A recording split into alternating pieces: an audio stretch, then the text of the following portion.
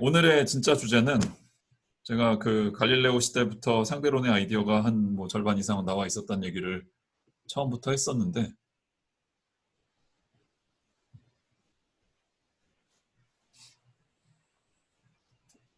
예, 했었는데, 잠시만요.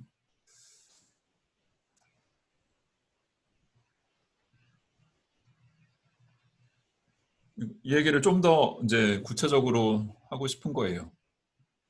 그래서 뭐 물론 갈릴레오 본인이 상대론 얘기를 했다라는 역사적인 기록이 있는 것 같진 않고요. 주로 이제 다 후대 사람들의 해석이지만, 그래도 뭐 그러니까 갈릴레오도 할 수 있었을 것 같은 그런 얘기를 하되, 이제 아인슈타인 선생의 상대론을 준비하는 입장에서 아인슈타인 선생이 논의를 전개한 거랑 비슷한 방식으로 흉내를 내서 이제 해보겠습니다.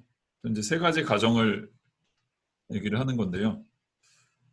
이제 뭐 갈릴레이 선생의 공적으로 받아들일 수 있는 거는 이제 저 관성계라는 개념을 도입한 거를 칠 수가 있겠죠.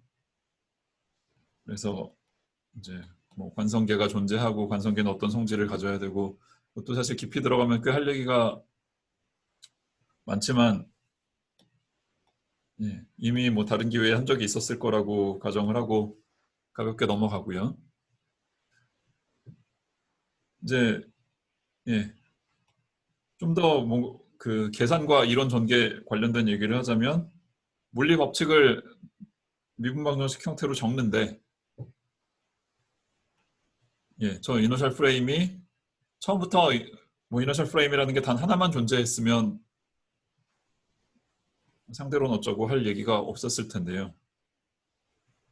예, 중요한 거는 저 A의 관점, B의 관점 뭐 얘기하면서 늘상 하는 거지만, 여러 개의 이너셜 프레임이 가능하고, 그 여러 개의 이너셜 프레임들 중에 어느 걸 택하든 간에 그 미분방 정식의 모양새가 똑같다라는 게 이제 좀 이 갈릴레오의 상대론의 구체적인 스테이트먼트에 해당이 되고요. 그리고 뭐 암암리에 이제 뉴턴 선생이나 그 후대 학자들이 다 알아차리고 있던 거고요. 그 다음에 이제 예, 세 번째 가정은 뭐 어찌 보면 너무 당연하다고들 생각해서 굳이 명시적으로 논하지 않았었을 수도 있는 건데, 적어도 그 갈릴레오와 뉴턴 시대에는 그랬을 텐데,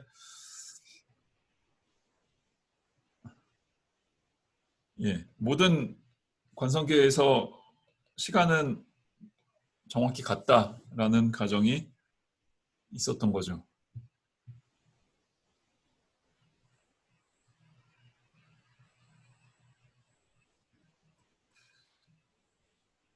그리고 보통 이제 상대론 책에 세 개의 가정이라고 써서, 저도 일단 아이템 개수를 세 개만 골랐지만, 예, 뭐 어디 1번과 2번 사이에 끼워 넣을 수 있을 것 같은데, 예, 여기 암암리에 들어간 가정 중에 하나가 그 서로 다른 이너셜 프레임들 사이에 선형 변환의 존재,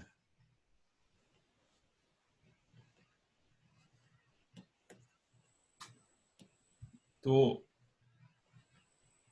예, 추가를 좀 해주는 게 좋을 것 같아요.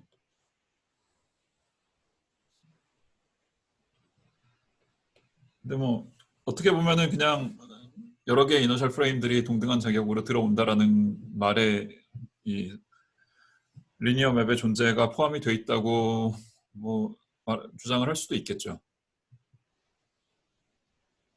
그래서 이제 우리는 이 리니어 맵을 갈릴레안 트랜스포메이션이라고 부를 텐데요. 좀 물리적으로 생각하면, 그러니까 리니어 맵이라는 게 별게 아니라, 예, 뭐 왜 그런지까진 몰라도 시간도 일정하게 흐르고 공간도 좀 균일한 모양새를 가지고 있다라는 어느 정도 관측에 기반한 수학적인 모델링을 믿는 거고요. 그런 그 시간의 균일성, 공간의 균일성에 대해서 서로 다른 관성계가 동의한다라는 얘기를 수학적으로 표현하다 보니까 자연스럽게 리니어 맵이 나온 거죠. 그래서 이제 지금 앞으로 한동안 할 일이 갈릴레안 트랜스포메이션의 이제 구체적인 모양새를 따져보는 건데요.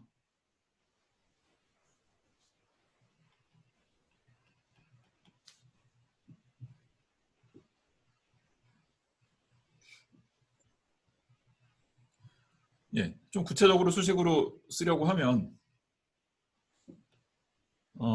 일단 시간은 이미 저 기본 가정의 하나로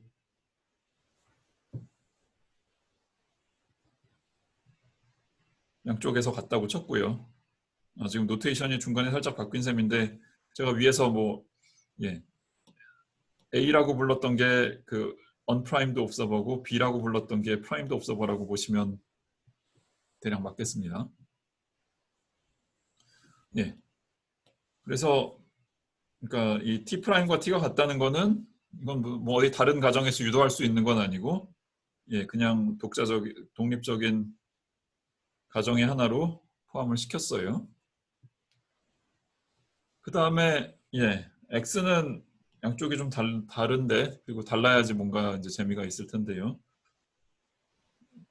근데 뭐 여러분들이 이미 뉴턴 역학하면서 많이 했던 거를 가져와서 생각을 해보면 예, X 프라임과 X가 그러니까 프라임드 관성계와 언프라임드 관성계가 상대 속도가 저 대문자 B라고 하면 X 프라임과 X 사이의 관계식은 대략 저렇게 적으면 잘 맞을 거다라는 생각이 들죠. 그러니까 이미 뭐 이런 예, 이 정도 트랜스포메이션은 의식을 하든 안 하든 여러분들이 계산을 해본 적이 있었을 겁니다.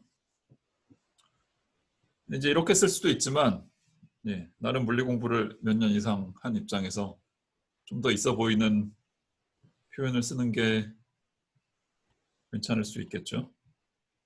그래서 굳이 예, 행렬 표현을 가져다 쓰면 이렇게 쓸 수 있을 거고요. 그 다음에 저 상대 속도 B 값에 따라서 저 행렬의 구체적인 값이 달라지니까 그 포인트를 강조하기 위해서 저 지금 제가 적은 2x2 매트릭스를 G of B라고 이름을 붙이고요.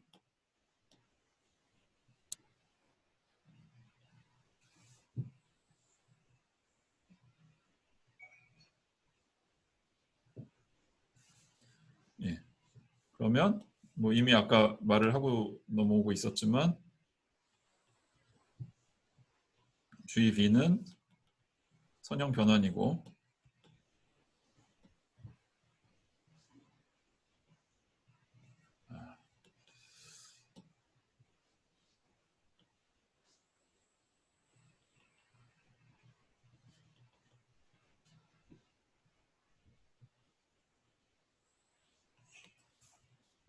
그러니까 두 벡터 스페이스를 연결하는 리니어 맵이라고 볼 수도 있고요.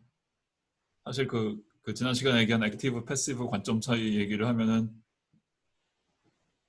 패시브 관점에서 보면 하나의 벡터 스페이스를 기술하는 그 두 베이시스를 연결하는 그런 행렬이니까 예, 그러니까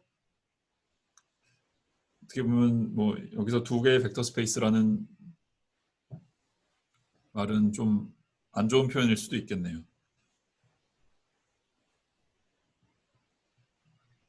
그래서 예, 두 개의 벡터 스페이스라는 표현보다는 하나의 벡터 스페이스에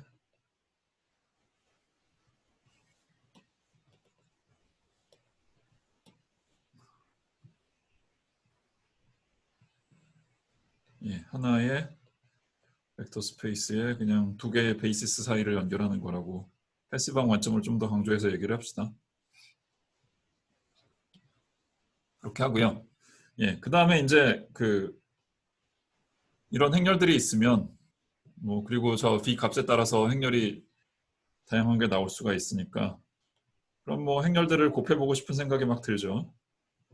그리고 행렬 모양이 비교적 간단해서 다음과 같은 간단한 관계식이 성립을 하고요. 그러니까 G_V1 곱하기 G_V2는 곱하는 순서도 상관없이 G 안에 V1 플러스 V2가 들어온 거랑 연결이 되는데, 이게 뭐 다름 아닌 그냥 뉴턴 역학에서 얘기하는 상대 속도의 합성 공식과 일치를 하는 겁니다.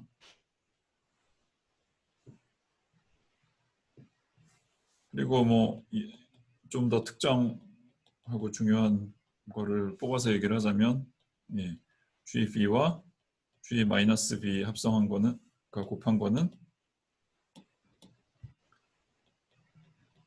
아이덴티티. 이거를 좀 그냥 물리적으로 말로 풀어서 쓰자면, G of B가 뭐 A에서 B, 그러니까 A의 관점에서 B 관점으로 옮겨가는 과정이라면 G-B는 거꾸로 B의 관점에서 A의 관점으로 옮겨가는 과정이고, 그러면 G_B와 G-B를 곱했다는 거는 A에서 B로 갔다가 다시 A로 왔으니까 제자리 걸음한 거랑 똑같은 거죠. 그래서 뭐 모든 게 잘 맞아 떨어집니다.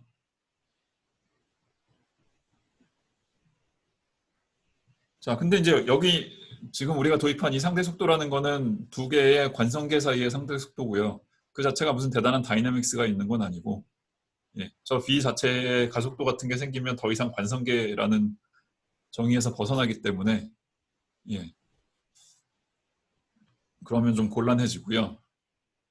그래서 관성계 사이의 상대 속도는 그냥 상수값으로 고정해 놓은 상태에서 각 관성계에서 뭔가 실험을 한다고 치면, 그 실험 대상 다이내믹스를 갖는 놈들의 속도는 상수가 아닌 속도가 있을 수 있을 텐데, 그래서 좀 다이내믹스를 들여다보는 방향으로 얘기를 전개하려고 합니다.